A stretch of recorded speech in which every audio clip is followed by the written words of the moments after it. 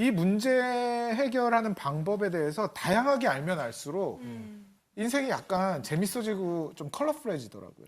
협업이라는 거를 어떻게 해야 되냐면 AI를 잘 다루는 사람끼리 만약에 협업을 하게 되면요. 진짜 무서워지는 겁니다.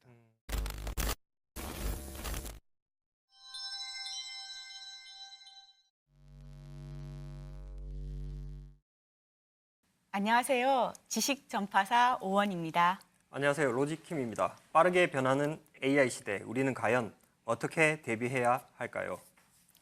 AI 시대의 변화 가능성에 대해서 가장 가까이서 빠르게 보고 계시는 분을 오늘 모실 건데요. IBM, 삼성, 구글 이런 쟁쟁한 뉴스의 기업들을 거치셔서 지금 스타트업과 기업의 자문활동과 투자를 하고 계시는 그런 멋진 분을 오늘 모셨습니다. 조용민 대표님 모시고 오늘 기술과 사회 그리고 개인에 대해서 이야기 함께 나눠보려고 합니다. 예, 바쁘신 와중에 출연해 주셔서 감사드립니다.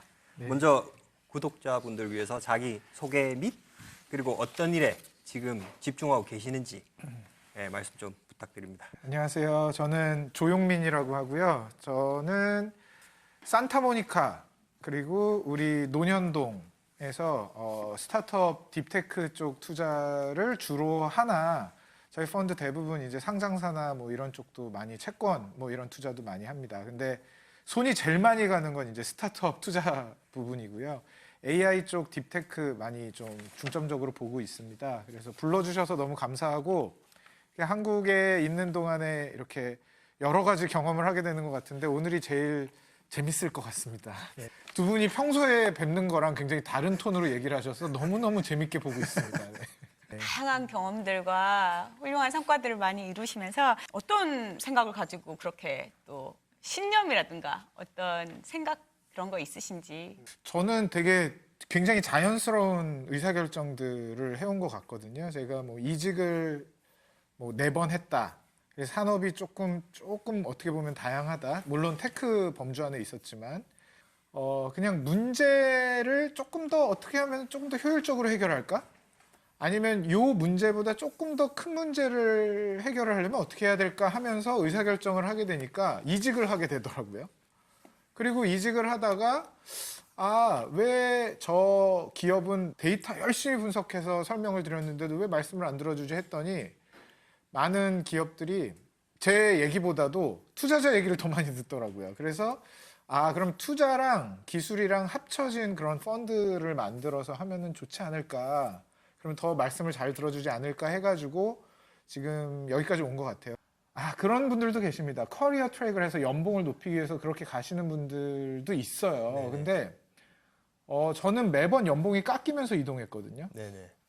그러니까 저는 그게 중요하지 않고 지금 돌이켜보면은 그 아웃컴을 연봉으로 잡아간 분들보다 전 생명력이 좀 더 길어진 것 같아요. 그리고 제가 하고 있는 거는 결국에 이제 문제를 더 큰 문제 풀고 싶고 더 어떻게 하면 더 어메이징하게 풀 수 있을까에 집중했었던 기간이었던 것 같습니다. 실패도 많았고 뭐 재밌는 유의미한 경험도 많았고요. 예, 그렇게 쭉 살아온 것 같습니다. 네. 정리를 하자면 기술을 중심으로 한 펀드를 운영을 하고 계시는데 네. 그 중심에는 왜 내 말을 들어주지 않는 걸까? 이런 의문에서 이렇게 움직이신 건가요? 그것도 하나의 문제고요. 이 기업이 문제를 해결하는 것들을 더 적확하게 해결하기 위해서는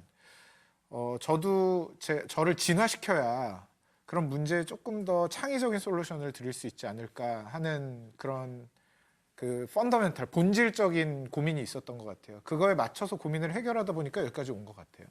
그 고민 중에 하나가, 자잘한 고민 중에 하나가 그거죠. 이렇게 삼성전자가 이렇게 해주면 좋겠는데, 혹은 저 스타트업이 이렇게 해줬으면 좋겠는데, 토스의 이승건 대표님이 이런 생각을 가지셨으면 좋겠는데 라고 했는데, 이제 그거를 더 잘 전달하기 위해서는 투자도 같이 하면서 진행을 하니까 더 좋더라고요. 예, 그래서 여기까지 오게 된 것 같습니다. 네. 그러면 대표님의 본질은 컨설팅이네요? 컨설팅은 네. 컨설팅은 프로블럼 솔빙의 하나의 도구인 것 같고요. 네. 문제를 해결하고 싶은 거죠. 컨설팅하고 문제 해결하고는 다르다는 거죠. 어떻게 저는 좀 다르다고 봐요. 어떤 점이 다른데요? 예, 컨설팅은 약간 문제 해결의 메인 액터는 아닌 거죠. 그러니까 컨설팅을 통해서 네. 컨설팅이 제공하는 것은 이제 조언이잖아요. 네네. 이제 문제 해결을 해서 이거를 한번 문제를 해결을 이렇게 하는 것이 좋다라고 네. 얘기를 해주는 거고요. 네네. 실제로 풀어주려면 컨설팅 팀이 들어오기도 합니다. 근데 네네. 페이즈 1, 2, 3로 보면은 네. 문제 해결을 이렇게 잘하시는 분들이 컨설팅을 해야 되는 건 맞는데 네. 문제는 진짜 해결하는 사람들이 컨설턴트를 고용하잖아요. 네네. 그렇죠? 네. 그랬을 때 이 프로블 솔버는 여기에 있죠, 사실은. 그럼 당사자라는 거예요? 예, 그렇죠. 당사자가 되는 게 되게 중요한 것 같아요. 두 분이 논리적인 두 분이 지금 계속 논리적인 얘기를 하시니까 제가 정리를 하면 이제 세상에 문제를 풀고 싶은 어떤 욕망 그리고 어떤 뭐 풀고 싶다는 그런 사명감을 가지고 또 이렇게 기술 쪽에서 이렇게 점점 사명감은 아니고요. 저는 사명감이 아니고 저는 그게 제일 재밌어요. 재미 예, 예를 들어서 왜 우리 팀은 삼성전자 다니면서 왜 우리 팀은 정말 좋은 탑 탤런트들이 모여 있는데 풀 포텐셜을 회사에서 발휘를 안 하지? 그거 어떻게 푸시겠어요? 왜냐면은 왜 회사 출근하면은 왜 갑자기 저 천재성이 패시브해지지? 어떻게 풀어야 되나요? 그러면은 저는 대학원을 가서 조직행동론을 공부하고 싶은 거죠. 예, 근데 그 문제를 그냥 회사원들이 그러니까 이렇게 풀면은 제 스타일이 아닌 거예요. 예. 이 문제 해결하는 방법에 대해서 다양하게 알면 알수록 인생이 약간 재밌어지고 좀 컬러풀해지더라고요. 그래서 저는 그 부분인 거예요. 사명감은 아닙니다. 제가 무슨 사회의 모든 구성원들을 위해서 제 한번 바치겠다는 절대 없습니다. 주도적이고 능동적으로 어떤 문제를 당사자가 돼서 해결하는 걸 좋아한다고 이런 신념이 있으신 거잖아요. 그냥 태어날 때부터 그랬던 거예요? 아니면 어떤 뭐 영향을 받은 거예요? 영향을 많이 받았겠죠. 사실 뭐 유전적인 것도 있을 수 있다라고도 생각을 하지만 그건 뭐 분분하니까 의견이. 근데 네. 저는 영향을 많이 받은 것 같아요. 저희 부모님 영향 많이 받은 것 같고요. 항상 뭐 물어보셨어요. 뭐 부모님한테 네. 이제는 우리 스마트폰 처음 나오거나 웹이 처음 나왔을 때 왜 지류 신문지를 보세요. 이렇게 이걸로 보시면 돼요. 이렇게 딱 말씀드리면 근데 이게 불편하잖아. 이런 얘기를 하셨어요. 그러면 어떻게 하면은 태블릿 PC 뭘 개선해야겠니? 이런 식으로 질문하세요, 저한테. 아마존에 킨들을 써야겠구나. 근데 킨들의 해상도는 어때야 되겠구나. 이런 논쟁을 하다 보니까 네. 제가 그런 거에서 되게 매력과 네. 재미를 느끼면서 진행을 하다가 의사결정들을 한 거예요. 그러면 또 제가 궁금했던 게 사실 이렇게 제가 아는 조용민 대표님은 협업을 굉장히 잘하시는 분이세요. 많은 다양한 기업에서 또 다양한 팀과 혹은 기업들과 협업을 해보셨을 텐데 특별히 재밌다거나 혹은 많이 배우게 된 그런 경험이 있으실까요? 미국의 기사 자체를 미디어에 나오는 기사를 AI가 풀로 만드는 팀이 있어요. 근데 그 팀을 우리나라의 어떤 증권회사의 임원분한테 소개시켜드린 적이 있어요. 만들어낸 걸 보고 증권회사의 임원분이 그저께 그런 얘기를 하시더라고요. 와, 이 기사 컨텐츠가 이렇게 고퀄로 나오는 팀은 자기가 수십 개 팀을 봤는데도 없었다. 그런데 갑자기 그 증권회사 임원분이 그러시는 거예요. 이 기사 밑에다가 매수 매도 버튼을 달 수 있냐. 우리 증권회사에 매수 매도 버튼을 여기다 달아줄 수 있냐. 그럼 이 기사를 읽고 매수 매도를 할 수 있는 거예요. 그 종목 관련된 거를. 자, 저는 거기서 되게 중요한 걸 배웠는데 저희가 증권회사 임직원분들 진짜 많이 만납니다. 한국 오면은 진짜 많이 만나요. 근데 그런 아이디어를 내시는 분들은 그 중에서도 극소수예요. 제가 협업하고 싶은 분들은 그런 분들인 거예요.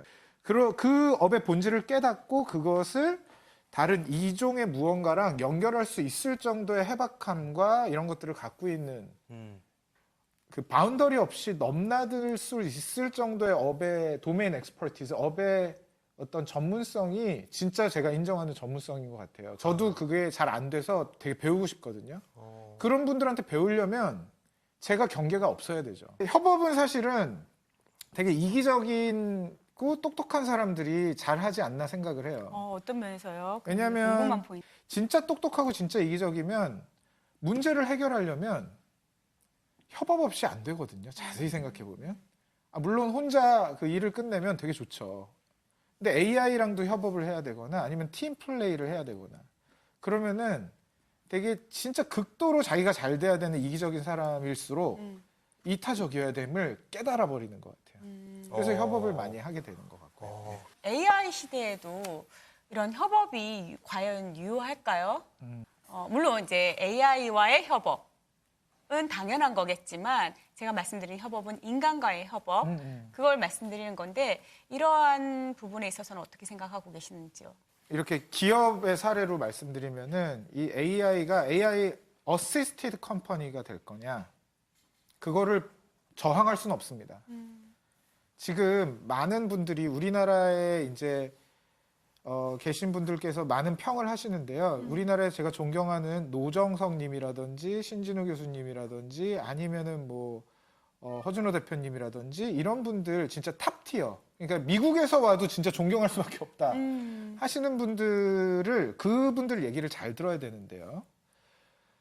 AI 헬루시네이션 이슈를 얘기하거나 온프레미스 데이터로 기업에서 적용을 못한다든지 뭐 여러 가지 안 되는 이유를 얘기하시는 분들은 중국의 항저우나 미국의 샌프란시스코는 원신 취급받습니다. 해결 안 되는 거 없어요. 그러니까 지금 그렇게 잘 나가고 있는 거죠. 이게 해결이 안 되는 수준은 세계에서 7위권 국가 수준 정도가 그런 얘기를 하고 있는 거예요. 우리나라가 지금 6위에서 7위로 떨어지고 있습니다. 아, 우리나라의 눈높이를 최소한 눈높이만이라도 인프라는 안 되더라도 눈높이만이라도 1, 2위 수준의 사고 체계를 갖고 있어야 AI 어시스티드 나라가 되는 게 아니고 AI 네이티브 나라가 될 수 있다. 아, AI 어시스티드랑 AI 드리븐 나라는 엄청난 차이가 나요.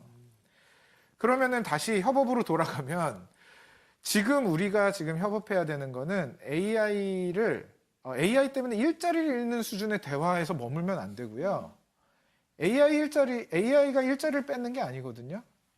지금 우리나라에서 번역 제일 잘하시는 분 혹시 아세요? 영화 번역 제일 잘하시는 분? 데드풀. 데드풀. 네. 데드풀 아시네. 너무 데드풀이라는 좋아하죠. 영화 변호사님 아세요? 네. 네, 데드풀 번역 되게 어려울 것 같잖아요. 네, 네. 그거 하신 분이 우리나라에서 영화 번역으로 제일 인기 많은데 그분이 데드풀 같은 거 번역하는데 원래 며칠 걸렸을까요? 굉장히 오래 오래 걸렸을 걸리죠. 것 같아요. 왜 미국 문을 다 알아야 돼요. 역사도 다 알아야 돼요. 50년 전 역사까지 알아야 돼요. 슬랭에 또 역시. 슬랭 미쳤죠. 근데 그거 6일 걸렸어요. 원래 이분이. 근데 지금 며칠 걸리냐면은 하루 반나절 걸린대요. AI 덕분에. 그래서 그분의 코트가 뭐냐면 우리나라 그 영화 번역 1등 하는 분이 AI가 없던 세상으로 돌아가고 싶지 않다. 이것도 그냥 피상적으로 들으시면 안 되는 거예요. 그분이 왜 AI가 없던 시절로 돌아가고 싶지 않을까요? 일이 쉬워져서? 편하니까. 편하니까? 아니, 더 들어가야 되는 거예요. 예를 들면, 자, 5, 6일을 일하던 거를 네. 하루에 끝내요. 그러면 네. 이분의 연봉은 몇 배가 됐을까요? 뭐 미니멈 6배 이상이죠. 왜냐면 이분이 5일 일하던 거를 하루 줄이고 나머지 놀까요? 제주도 가서 막 골프 치고 뭐 놀 것 같으세요? 안 그럴까요? 영화를 5개 받을걸요, 아마? 일주일에? 일을 더 많이 할 수 있다? 연봉이 5, 6배 늘은 세상과 이 세상으로 돌아가고 싶을까요? 연봉이 5분의 1인 세상을. 아, 자, 그러면은 지금 AI가 일자리를 뺏었나? 생각해 보시봐요. 누가 뺏고 있냐? AI가 뺏고 있는 게 아니에요. AI를 잘 다루는 번역가. 그분들은 앞으로 더 잘 다룰 거예요. 그래서 협업이라는 거를 어떻게 해야 되냐면 AI를 잘 다루는 사람끼리 만약에 협업을 하게 되면요. 진짜 무서워지는 겁니다. 그래서 미국하고 중국이 무서운 거예요. 그러면 우리나라가 거기 눈높이에 맞춰야 되고 굉장히 안타까운 상황인 게 뭐냐면 IT 강국이었거든요. 우리나라가. 그렇죠. 근데 왜 6위, 7위가 되냐 이거예요. 3, 4위는 했었어야지. 왜 이렇게 됐냐. 자세히 보시면 우리나라에 대한 기대감은 꽤 뛰어납니다. 스마트하기 때문에. 민족이 스마트하다는 건 되게 유명해요. 오바마 대통령도 인정했잖아요. 근데 우리가 나누는 이런 일상에서 좀 표현이라든지 이런 부분들에 대해서 너무 불안해하면서 사실은 6위권 국가, 7위권 국가에 안주하면 10위권으로 떨어집니다.